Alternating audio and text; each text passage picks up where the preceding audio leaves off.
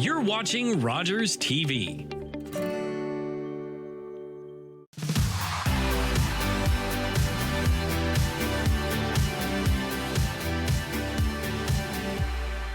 Welcome to the What's Up London show. I'm your host, Jennifer Slay. Before we start today, I want to take some time to acknowledge my ancestors that came before me and express my appreciation and recognition of the privilege that I have to live on Indigenous lands, specifically the Anishinaabeg, Haudenosaunee, the Naipawak, and the Ottawandaron peoples. We have a fun, educational, and heartwarming show for you today. Our first guest is the ISO project coordinator who is launching a new incubator program to help racialized artists create music videos. Please welcome Zara Habib. Hello and welcome, Zara. Hi, Jennifer. Hi, welcome to the show. I was so excited when I read the profile because this seems like a really exciting project to be working on. But before you tell us all about it, can you tell us what ISO is? What is that? So ISO refers to, actually, it's got a couple of different uses in this context. What it initially was born out of was that it's, and forgive me because I'm not a camera, I'm not very well educated in the world of cameras or lenses, but I believe it has to do with exposure levels within a lens. So when a photographer, videographer is setting their lens or camera settings, it's the exposure, it's the brightness, it's the darkness, it's just something to loosely tie in with the general idea. But ISO is also a commonly used acronym in today's very acronymized world. In search of is what it stands for. A lot of people do that. And so that is also what this project is. It's in search of artists of color, of all experience levels, of all backgrounds, of all genres, of all, and not only even music, but vocations. So videographers, filmographers, stylists, set designers, director of photography, etc. It's in search of all of this talent that is here in London. And through the film festival, we'll have exposure to the rest of Southwestern Ontario through this connection with the Four City Film Festival. So that is what ISO is. Okay, awesome. Okay, so take us back a little bit because the viewers don't have the pleasure of reading all of this information that I did. What is the music video incubator? So the music video incubator, that's what the ISO project is. It's a music video incubator program for artists of color based in London. And what this provides is essentially a full production crew access from beginning to end for the creation of a music video. So what artists need, all that the artist needs to do to apply is have a finished song. So the production, it's finished, it's mastered, it's recorded, and that's about it. If they have a concept for a music video, that's great. If they don't, we will give them a whole team who are there ready to support them from start to finish of the entire process. Wow, so they can feel like they're in Hollywood, basically. Exactly. Yeah, exactly. So and these are experts, these are people who are experts within the industries that we have access to here in London. So we're lucky to have these partnerships with, industry level organizations here. We're lucky to have the support of the London Music Office in the first year of the Four City Film Festival. And yeah, they will have a quality, highly professional production. That is amazing. So essentially, if you are an artist and you have a song that you have recorded, you can apply to the ISO project and have a music video created from start to finish, storyboard, everything. That is what an opportunity. And you're not looking only for artists though. Right. Right? Who else are you looking for? We are looking for people who can join the production team, whether as a lead or just coming into our network and in our circle, because this is also part of the community building aspect, part of the legacy piece, and part of what I personally, as the coordinator of this, want to instill and establish in London. It's this creative community, especially in this context for people of color, to feel like what their skills bring and what they bring does have a place in London, a place where it can stay and it can flourish and they can create for artists and on a very high quality professional level. So whether it's being part of the actual production team or being within the network, to connect with one another and also to learn, right? Because it's not only an incubator for the artist, it's an incubator for the team, right? For the production, for everybody who's a part of it. Well, thank you so much for being on the show, Zara. Thank you for sharing this project. This is amazing. It's so exciting. I wish I had it when I was a kid. Oh, I would have loved it. But thank you for being here.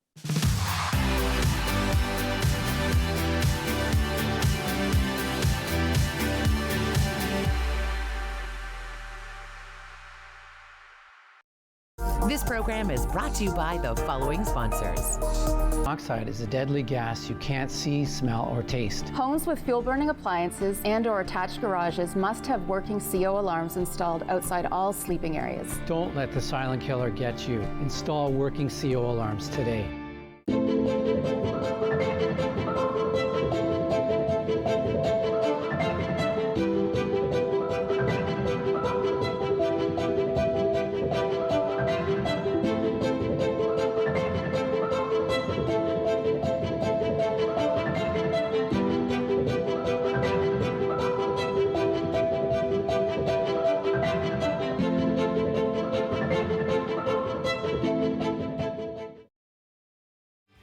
Jeff from Chillin' and Grillin' with Jeff.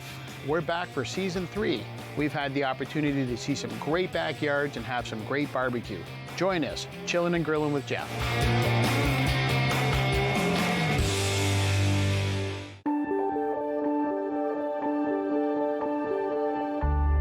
You're watching Rogers TV.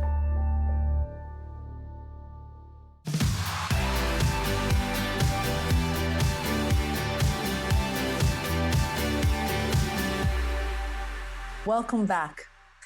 Fanshawe Pioneer Village is an open-air museum that was established in 1959 and is located right here in London, Ontario, in the Fanshawe Conservation Area. Here to talk to us about 2 amazing events that the village is putting on is Christina van Hardenveld, the Public Programming Coordinator. Hello, Christina, and welcome to the show. Hello, Jennifer. It's wonderful to be here. So you have 2 events that are going on, the holiday market as well as the Christmas truce event. So let's talk about both of them in 6 minutes. Sounds good. I'll see if I can do my best. Tell us about the holiday market. So the holiday market this is our second time doing it. This is an outdoor market that's taking place inside our heritage village. So the space is going to be all decorated for the holiday season. And we're going to have over 35 local artisans, vendors, and small businesses coming out all throughout the place. So you can take a peek, do some of your Christmas shopping, holiday shopping, but just enjoy the atmosphere. Fingers crossed, we have a little bit of a dust of snow and the place is going to be an absolute winter wonderland. So that would be beautiful. Stunning that would event. Be beautiful. We also have on top of that, between 11 and 4 on the 27th and 28th, we have a number of kind of family activities that are taking place throughout site as well. So if you bring your little ones, they can kind of take a bit of a break and a breather. We'll also have food trucks. So if you're kind of getting hungry, we'll have hot beverages as well to make sure everyone's staying nice and warm because this is outside that's taking place. And then we will on Saturday, November 27th, have evening hours that'll go till 7 p.m. where we're going to have some Christmas lights, things like that. So it really is going to be a very magical moment at our village. It sounds like it's going to be beautiful and also very practical because I'm a person, I like one-stop shopping. And then you're going to feed me and you're going to take care of my kids too. Awesome. The goal, that's the plan. Yes. So how can Londoners support? So the best way is buy tickets to the event through our website, fanshawepioneervillage.ca/events. Go down to the holiday market. The tickets are $5 plus the Eventbrite fee, so it's $6.49 altogether. But then you're welcome to stay as long as you like. The tickets are kind of day, evening, day for the day, so it's very free flow. Come and go as you please. But just come on out, enjoy it. Even if you don't purchase anything, there's still lots of fun things to do, and a great idea just to look around and kind of enjoy some of the local vendors and the kind of the festive season and getting that going. Yeah, so important to support our local vendors, for sure, for sure. And then there's a second event, the Christmas Truce event. Tell us about that. So this is a completely different change or a kind of more holiday event, but this is our World War I event.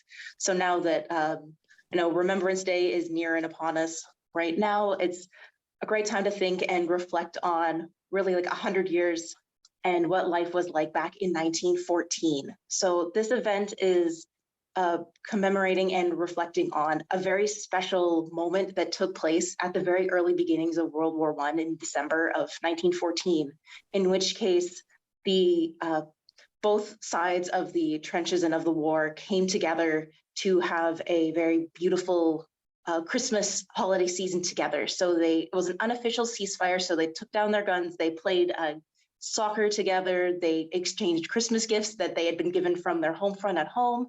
And it was just this, like, they remembered their humanity and they came together for this moment and for a break in time before then returning back to their sides and kind of continuing on with the war.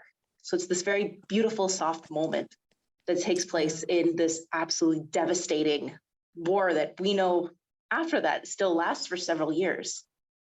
Right. So it's a great event to kind of come in and learn about these moments. And it's recreated.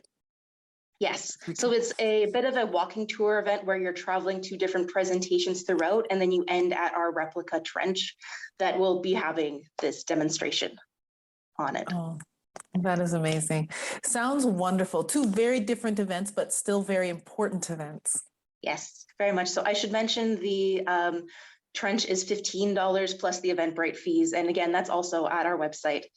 And it is for timed ticketed. So it's not the free flow like the market, it's you buy for your ticket start time. Okay, and what's the date for the Christmas Truce? That is the Friday, the 3rd in the evening, and then Saturday during the daytime. New this year, we have some daylight hours. Normally this is very evening in the dark. So you see the starry night, or it's very, you're alone in the wilderness, it almost feels like, because we're inside the conservation area. But this year we've added a couple daylight hours, so folks that need a bit better visibility when they're walking or just coming out to drive by here can see the place and appreciate a bit of the things you don't quite see in the nighttime.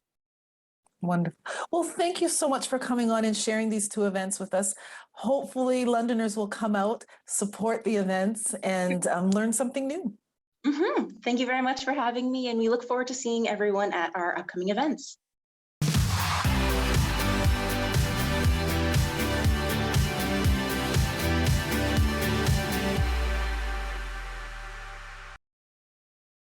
This program is brought to you by the following sponsors. Huron Flooring offers a vast selection of pre-finished hardwood floors in a variety of colors, textures, widths, and finishes. We also provide resanding and refinishing of your existing flooring and stairs. Visit us at Huron Flooring, 782 York Street in London.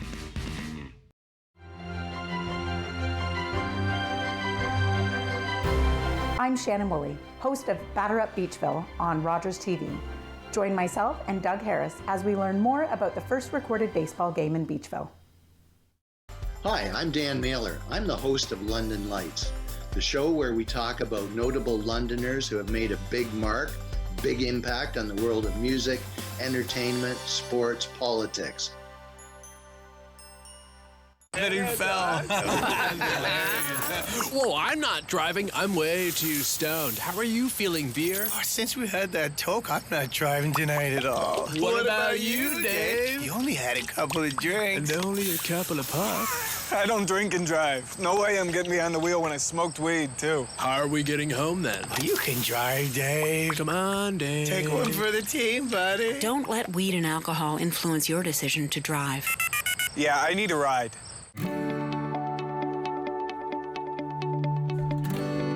You're watching Rogers TV, London.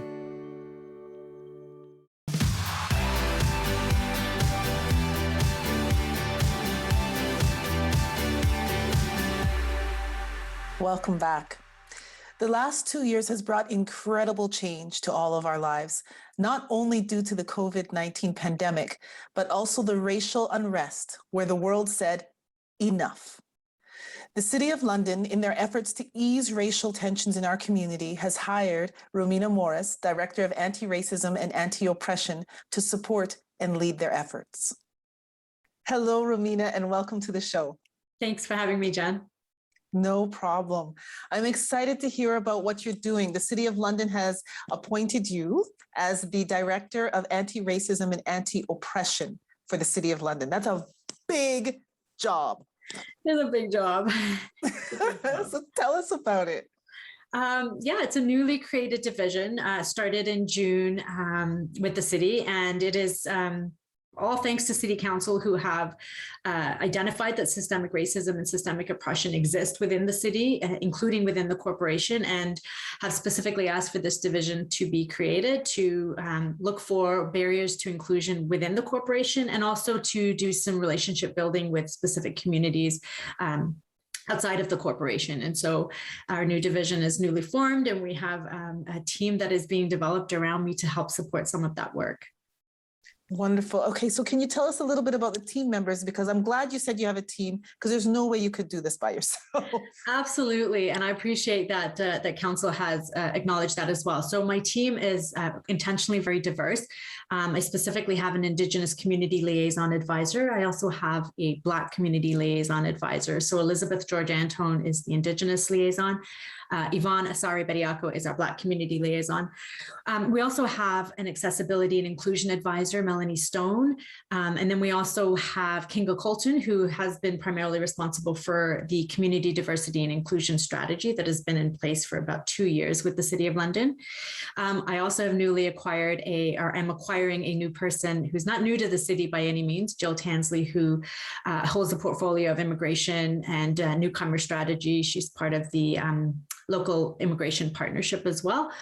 And so we are forming a team. We have one more role to be filled, and that is the equity and inclusion advisor role that will look at some of the internal pieces to the corporation's work. So building a little team ready to do some good work.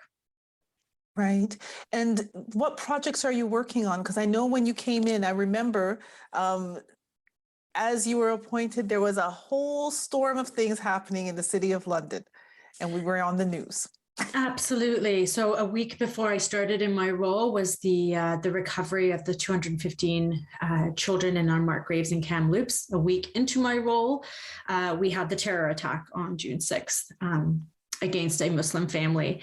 And so a real stark realization that this work is very deep, it's very real, and it's very necessary.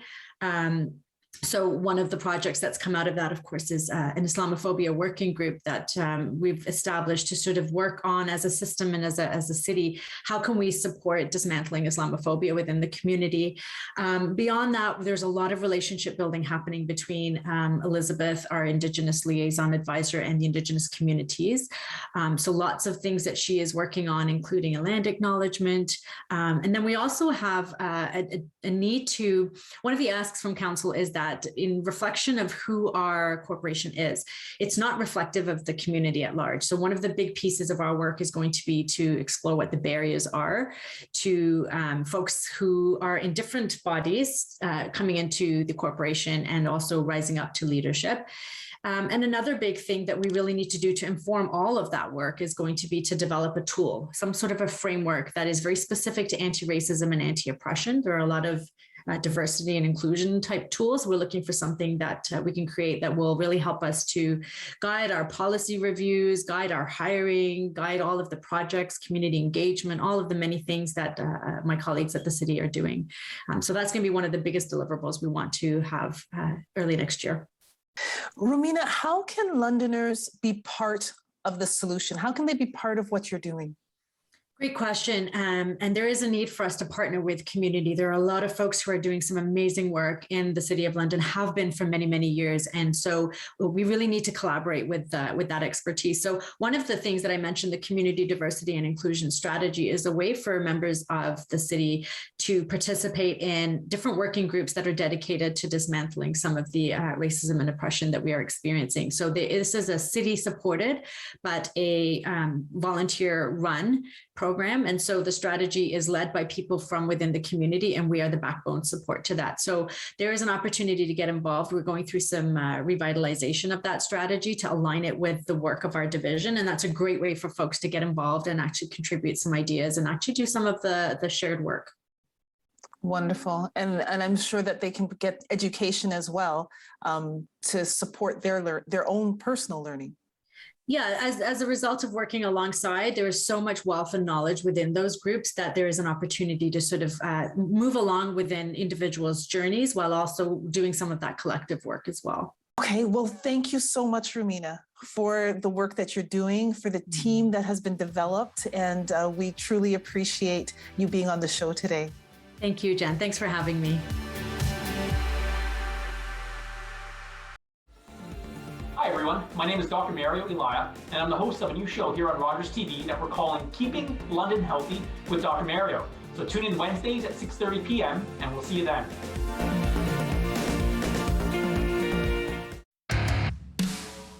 Watch London Nationals hockey at 7 p.m. on Rogers TV.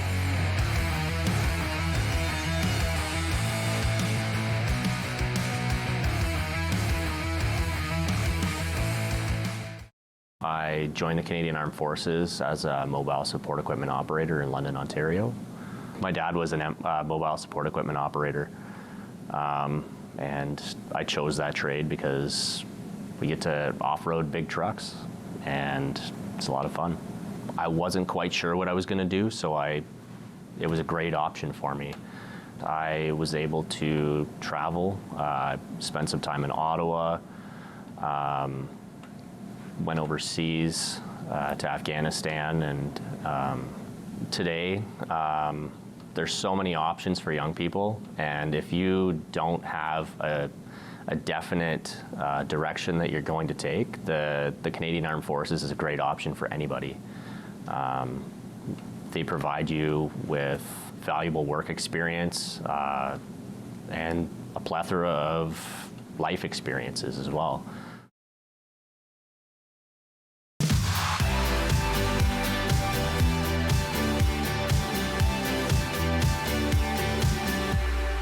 Welcome back. Our next guest has spent the last 40 years leading numerous volunteer projects supporting the Nepali community in London and at home. He has spearheaded initiatives including helping government-assisted refugees from Bhutan with basic needs and support, advocating and fundraising for those affected by the 2015 Nepal earthquake, and so much more. He has been nominated and is a finalist for Community Leadership with the Pillar Innovation Awards. Please welcome Mr. Jyoti Vaidya. Hello, Jyoti. Thank you so much for being on the show. Thank you for having me, Jennifer. It's a pleasure to meet with you. No problem. And congratulations on you're a finalist for the Pillar Awards. Thank you so much. And I read your bio. Over the last 40 years, you have done some amazing work. Can you tell us a little bit about some of the projects that you've worked on over the years? As a volunteer project lead for the recent project, we have focused on the COVID-19 pandemic. So last year, what we did is we focused on the international students who came from Nepal. So we supported them food deliveries and some financial support and some moral support. So we had almost more than 75 students. We went there door to door to deliver foods and some financial support during that time. Then after this vaccine is introduced, then we focused on vaccination. In London itself, we have more than 2,000 Nepali speaking people. Then we realized there is nothing in Nepali language, like any like COVID related metals, there is nothing in Nepali language. So we decided to develop some YouTube videos regarding COVID-19. And there was some hesitancy as well. We focus on the hesitancy as well. We advocated with health unit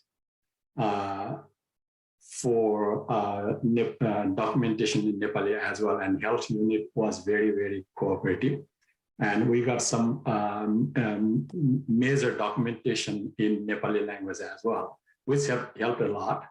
Then we organized one talk program in Nepali language as well. We had an infectious diseases doctor, and she gave a talk program in Nepali language as well. That helped a lot. Then we advocated with health unit for a pop-up clinic, especially in the Gippsland area where a majority of Nepali-speaking people live. Then health unit organized a pop-up clinic. We had more than 500 people got fully vaccinated in those pop-up clinics. Then we supported other people as well, almost 400 people through our email, phone support to get them vaccinated in other clinics. That is the recent one.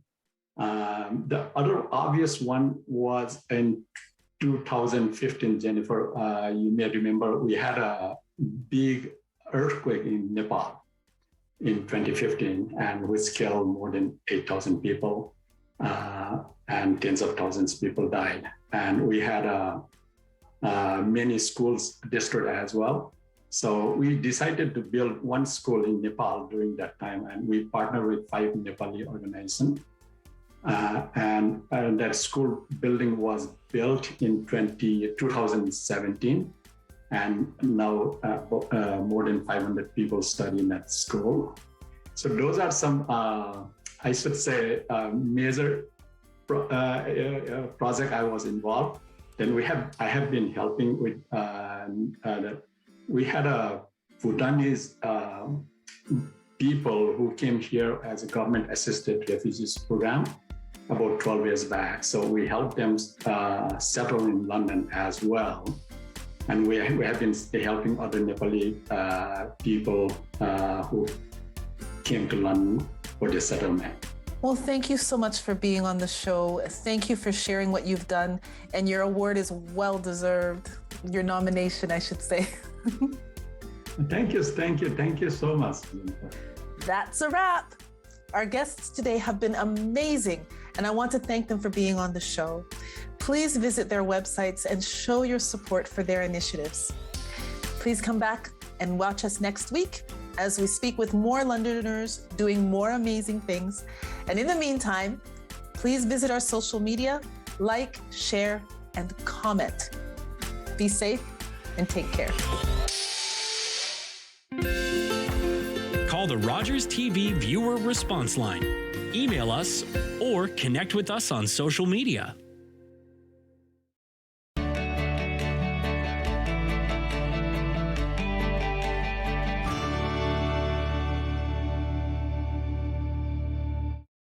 Monday nights, a winner with Optimist TV Bingo on Rogers TV. With a weekly prize board of $3,000, the money raised funds projects to help the youth in our community. You can pick up your cards at over 90 locations across London, and for only $2, you get 6 chances to win. Watch, play, and win every Monday night at 8 p.m. with Optimist TV Bingo on Rogers TV, or streamed live at rogerstv.com.